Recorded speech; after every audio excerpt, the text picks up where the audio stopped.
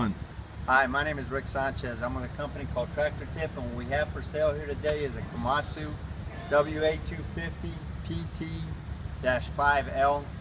We're going to talk a little bit about the mechanics of this particular machine in the first clip, the operating specs in the second, and we'll run it in the third. Price on a new machine like this these days is about $150,000. This machine has currently got, it's showing on the hour meter 4,194 hours, but we've had trouble with that monitor, so we're going to sell this machine as hours unknown. Again, hours unknown. The weight of this machine is 25,200 pounds. The widest point is actually that bucket right there, which is 8 foot 9 inches wide. If you have the bucket off, the widest point on the machine with the forks is these tires, which is 8 foot 1 inch. The highest point is the top of that cab at 10 foot 8 inches. The transportation length from the front of that cutting edge to the rear of the counterweight is 24 feet. Comparable machines are like a Cat 928G, a John Deere 544, or maybe a Kawasaki 65Z. As far as the history of this unit goes, this machine, like almost every machine we purchase, is an original owner Dallas, Texas machine. It has no rust on it. I mean, you'll see surface rust, you know, on the counterweight and stuff, but it is in no way pervasive. We're far enough south and 300 miles from the ocean, so the only salt we see is the salt on our kitchen tables. This machine comes from a large, well-organized contractor here in the Dallas-Fort Worth area. It had a comprehensive maintenance program that rivals some of the best that I've seen. We've been happy with all the machines that we purchased from these guys, and it should be said that before I purchase any machine, my mechanics inspect it, and before I write a check for it, I personally go out and inspect it. As far as options go, this machine's got a hydraulic coupler, as you can see there, fully functional. It's got auxiliary hydraulics right here. I don't know if you can catch that other line on the other side.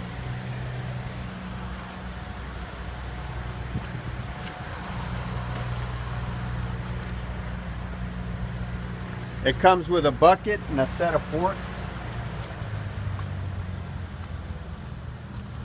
It's got a remote transmission control at the joystick.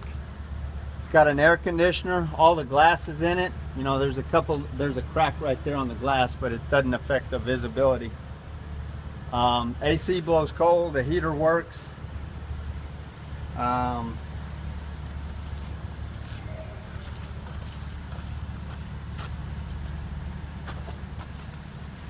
There's a keyed battery disconnect here somewhere.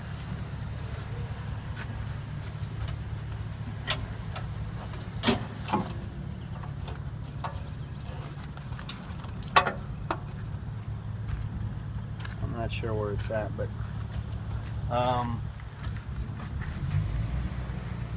the other option here is that it's got a this fan actually swings out.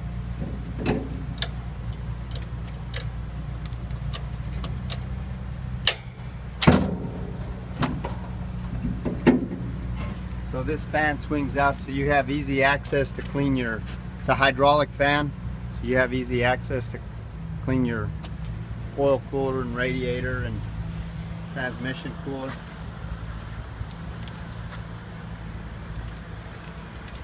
As far as the engine goes, this machine's got a 48-gallon fuel tank. The engine is a Komatsu SAA 6D 102E engine. It's 139 gross horsepower, 134 net. All of the fluid levels on this machine are where they should be. This machine is mechanically sound. There's no leaks on it, everything works. The transmission runs through all the gears without hesitation. Top speed on this machine in forward and reverse is 24 miles an hour. It's obviously four-wheel drive. The tires, as you can see, are about 95%, 90% maybe.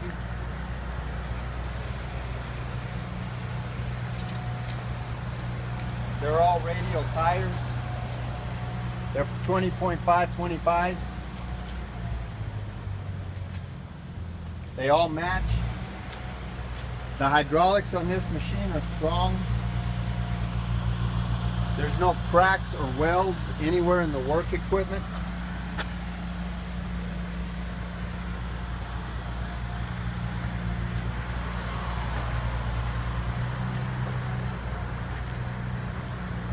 All of the pins and the bushings are relatively tight.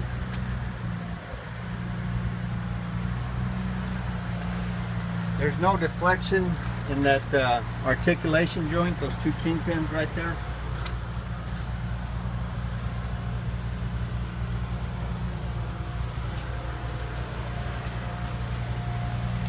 The cutting edge, as you can see, it's never been turned, so I would rate it about 75%.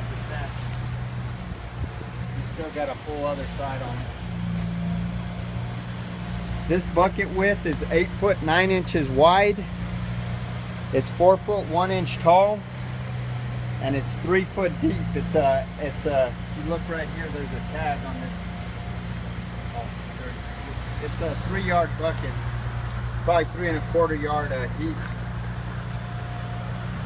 The breakout force of this loader is 28,000 pounds. The hinge pin height, if you were loading into a dumpster,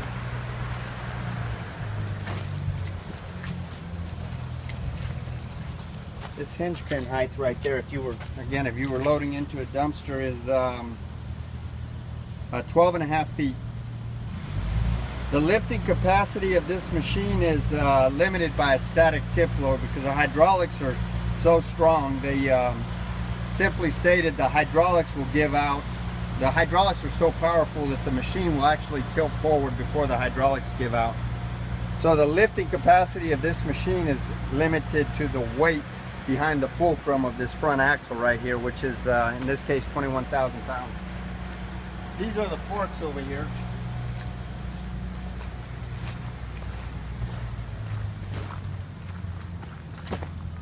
The carriage height is 4 foot 3 inches. The carriage width is 5 foot 4 inches, and the fork length is 60 inches. They're not crooked, it's just the way I set those forks down. It's setting kind of.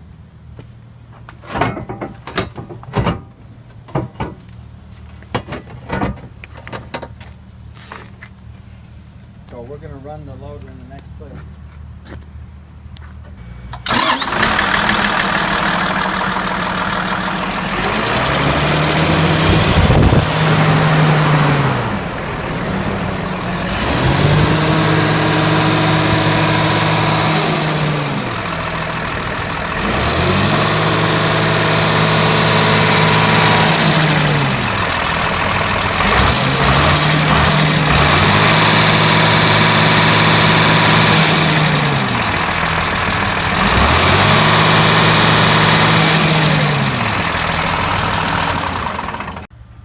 Okay, so this is the inside of the cab.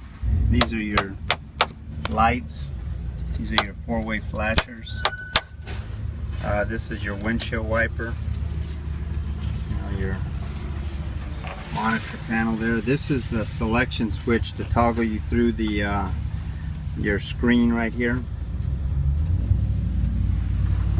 This is your remote transmission control switch, forward and reverse. This is for your auxiliary hydraulics. This right here is your variable shift control. So basically, you want, if you have this on 4, it'll go up, if you have it on 2, it'll go up to 2 but not past it. It'll shift up to the second gear but not past it. 3 it'll shift up to the 3rd gear but not past it, and 4 it'll run through all 4 gears. It's automatic. So now 1 is you've got a variable transmission control on 1. This is just on 1.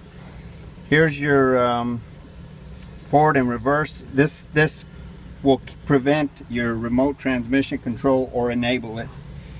This is your quick coupler for to disconnect. This is your dump speed. This is your traction control system. You actually want this off unless you're in snow or whatever. This is bucket and forks.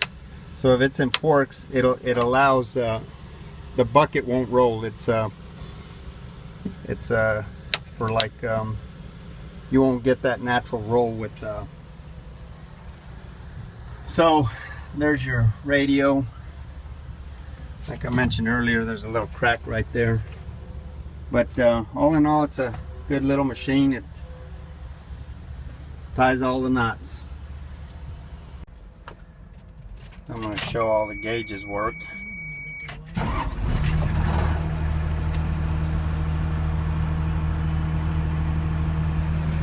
This is kind of cool.